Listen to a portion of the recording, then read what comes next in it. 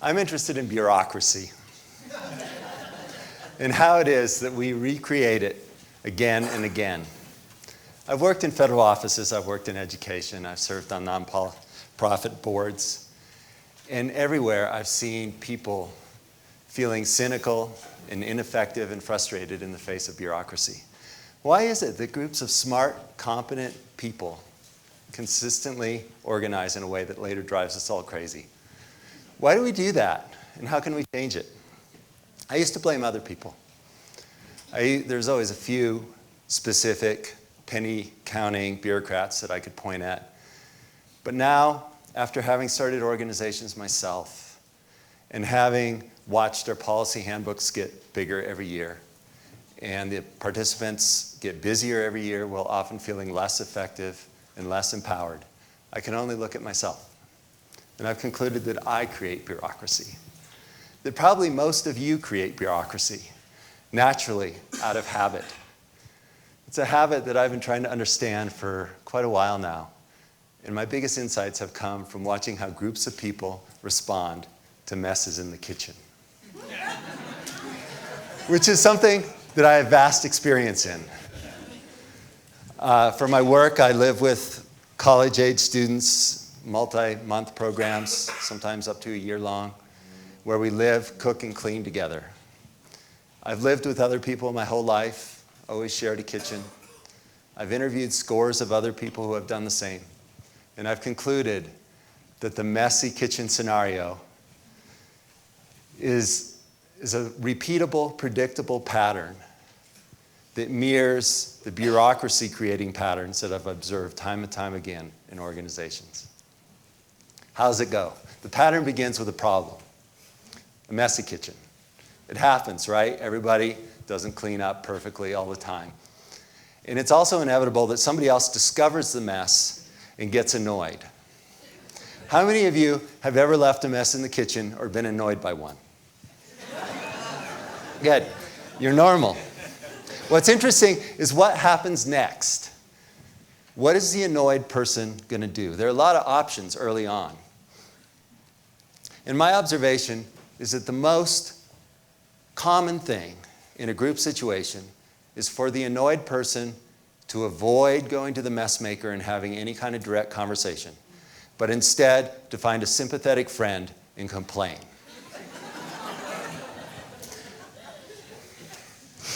In the residential programs I lead, it's common to hear near the end of the second week the first grumblings about somebody else's dirty dishes in the sink.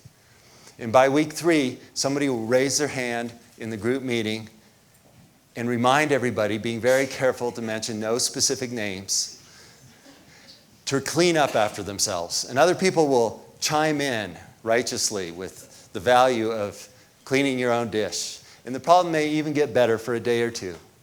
But a couple days later, there'll be another mess in the kitchen and more vague announcements. Soon, signs will start to appear around the kitchen that say things like, "This is not a counter sponge," and "I'm not your mom, clean your own dish." Inevitably, there'll be a whole list posted on the wall of all the steps to properly cleaning the kitchen.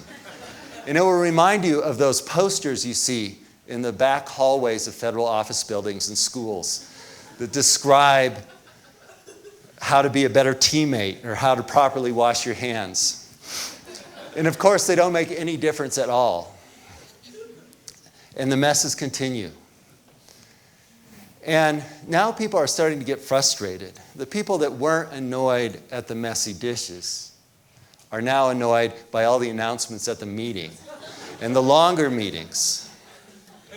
People start to take it personally. They feel disrespected. It's a bigger problem than it was before. Clearly, something needs to be done. This is a problem that needs to be fixed. And there's talk now about consequences and accountability. Accountability is always a word that people can rally around. And before you know it, these conversations about kitchen messes, they start to sound like school board meetings. And accountability is a good goal, right? I mean, everybody should learn how to be accountable. everybody should be doing their own dishes by at least 10th grade. Having heard this conversation unfold scores of times about accountability in all different kinds of settings, I say to you, when you hear the word accountability, beware. It means that bureaucracy is about to happen. It means that one group of people is trying to fix their problem by coercing another group of people into changing. Does this ever work? If you're married or you have kids, you should know it doesn't. But few dare speak up against accountability, and before you know it, the group is brainstorming ways to make those kitchen mess makers more accountable. One common idea is to create a checklist that everybody has to initial after they use the kitchen or clean up. And even the freedom, there's some grumblings about this, but even the freedom-loving, radical unschoolers that I work with will often choose a checklist as a way to just make this problem go away. And somebody always has great fun creating the perfect checklist with colored little boxes and a place to hang the pencil nearby. Little do they realize that at this point they have just committed themselves to the bureaucratic path. And the checklist works until it doesn't. Somebody forgets to check off the list, or the list is checked and the kitchen isn't truly cleaned. Or nobody notices that the list wasn't checked off, all of which points to the need for an enforcer. Somebody who will check the kitchen and the checklist every day and make sure that everybody is doing their job. So an enforcer is designated. And soon meetings are taken up by announcements from the enforcer with the current status of kitchen cleanliness and sharing new sponge cleaning procedures. In your organization, you might call the enforcer the HR person or a regional director. Often they like bureaucratic solutions. Often they really don't have a lot of skills in communication or kitchen cleaning skills. And so, inevitably, people get annoyed by the enforcer, who reminds them of a nagging parent. And this spurs another whole round of complaints and policy proposals. And people are suggesting that the enforcer be required to study nonviolent communication. Notice what's happened. We've created a bureaucracy. We've filled up our time in meetings. We've mandated checklists. We've added an enforcer to our administrative team who tells us what to do. And we did all this with good intentions, right? Like we were trying to help. We were trying to solve a problem. We were trying to make things better. We were trying to keep the kitchen clean. We were trying to make sure that people didn't have to do other people's dishes and maybe give a little guidance to those mess makers. And where did it lead? Were we really any different than those legislatures, people in legislation who are sitting, who are trying to help our educational system? Is that checklist on the wall really that much different than a simplified version of a complex, like No Child Left Behind legislation? Does this kind of solution really ever help? In the kitchen, it doesn't. And now people are getting fed up. People get cynical about meetings. Some people are ready to quit, to buy a single apartment and never share a kitchen again. Other people start suggesting we become elite and admit only people into our group who have certified, demonstrated kitchen cleaning skills. Staff, administrative folks often just suggest that we hire a professional dish cleaner. Forget trying to teach people to clean. Just charge a little more money, hire a professional, it'll make everything simpler. And it's a common solution in the world. I mean, you look in schools, how many kids do you see doing their own dishes? The scary thing is that at this point we feel stuck with the bureaucracy. It's almost unheard of that a group at this point will back up and go back to that place where it was just a few individuals who made messes and another few individuals who got annoyed. Now it's an organizational problem with momentum. And now people are less likely than ever to do dishes because it's a helpful thing to do. Now they do them because they have to, so they don't get in trouble. Or if we hired a professional dish cleaner, now they've learned that it's okay just not to clean up at all. Let somebody else do it. It seems like these bureaucratic solutions lead to dependency on more bureaucratic solutions. And hardly ever do they solve the original problem. Why is that? Why don't they help? There's always one faction who suggests that the reason it's not working is that we don't have big enough consequences. We haven't had the guts to really kick people out of the program who don't do their dishes, or send them to jail or something. And you can see that if we did indeed do that, there's truth to it, you know, and we put surveillance cameras in the kitchen, and all those tea mugs that are always left around the living room, we fingerprinted them and found the culprits, we might get results. We'd certainly get overcrowded prisons. But most groups aren't willing to go that far. Most people aren't willing to kick somebody out that doesn't do their dish, just like we're not, you know, people aren't willing to kick a kid out of school who doesn't do their homework, not willing to fire employees who show up late to meetings. So instead, we enact policies with the intent to coerce.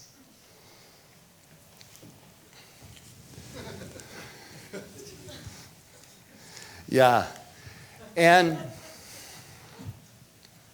so what happens next?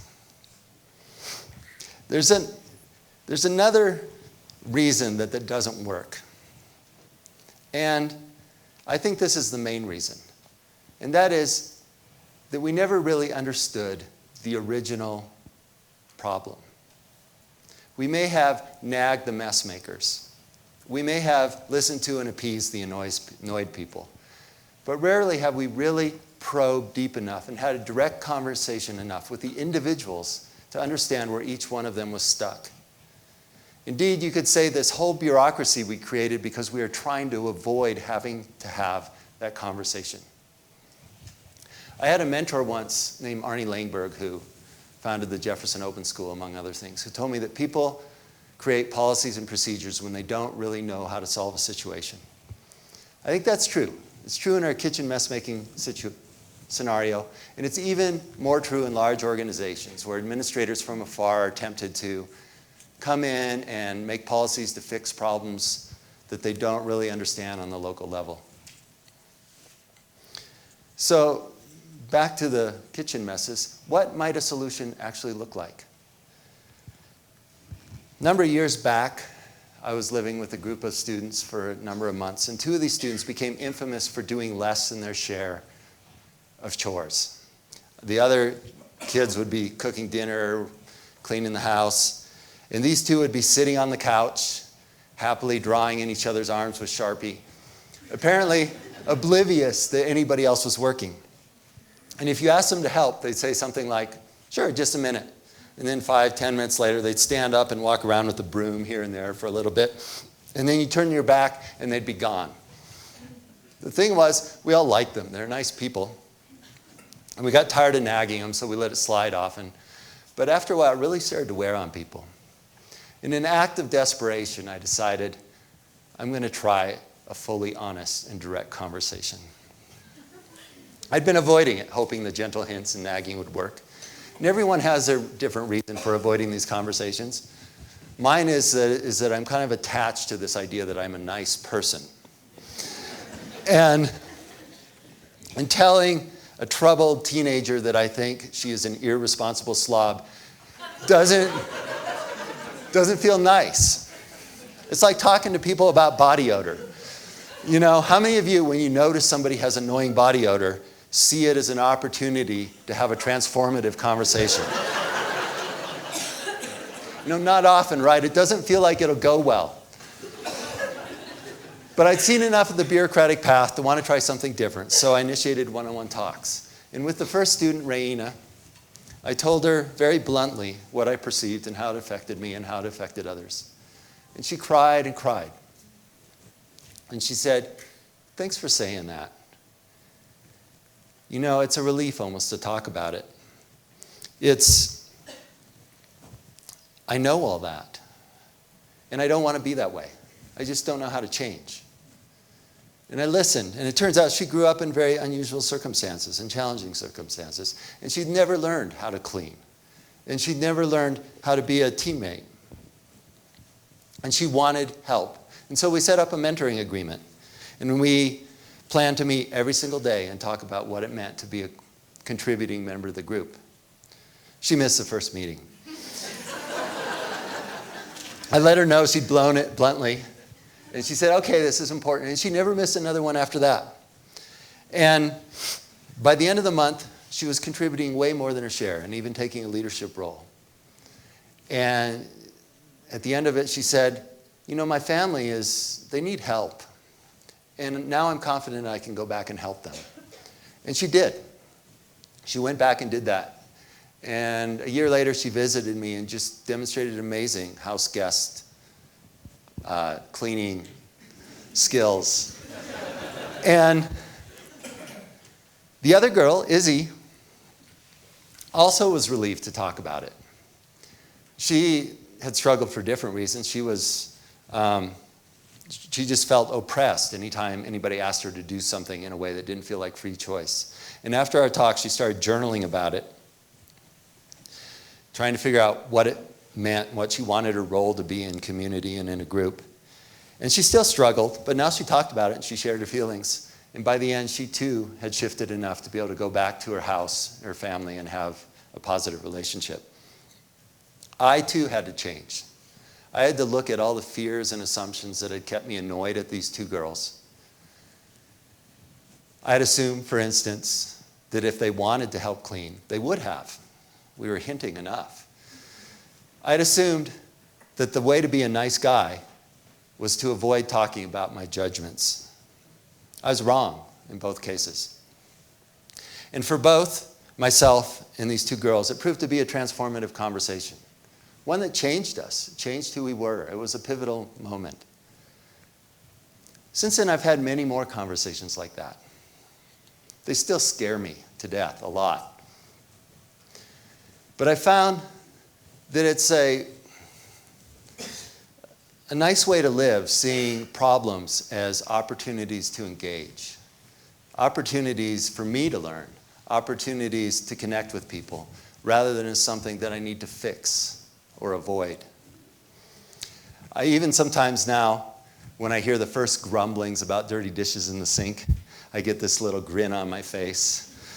And I'm like, yes, the main learning is about to happen.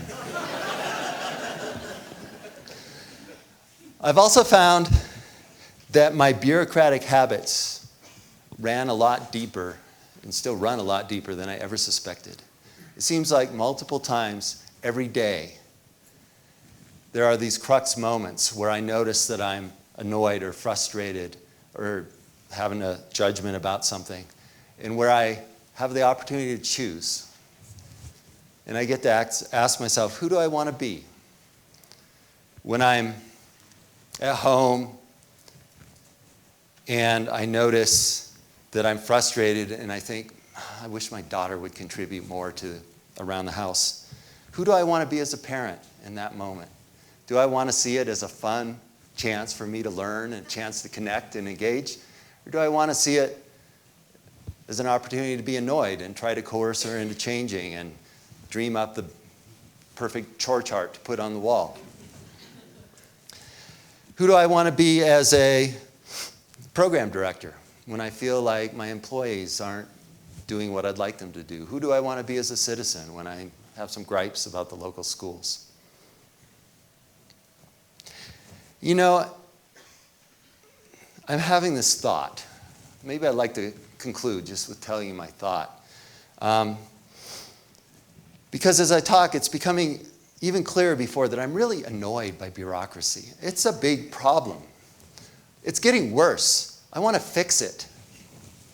And You know, I'm pretty clear that I know one solution, which is for everybody to learn better communication skills and make it a priority, and to be personally accountable, and choose direct communication rather than making policies.